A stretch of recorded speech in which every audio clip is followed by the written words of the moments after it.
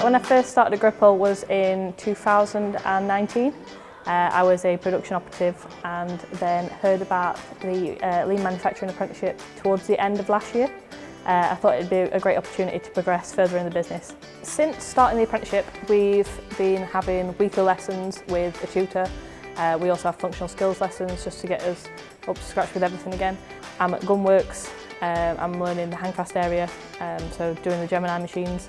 I think the next step after this will be moving to Riverside and going through their machineries again and seeing where things can be improved and worked on, and just learning all new products and processes.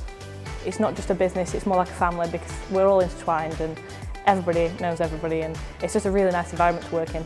I've never known a business more just culturally diverse but also accepting of everyone.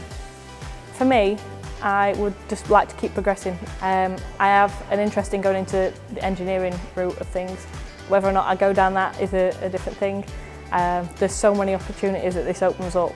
Gaining the knowledge of the lean manufacturing will open up so many different avenues in the next 5 years. I really don't know where I'm going to be, but I know I want to keep going forward.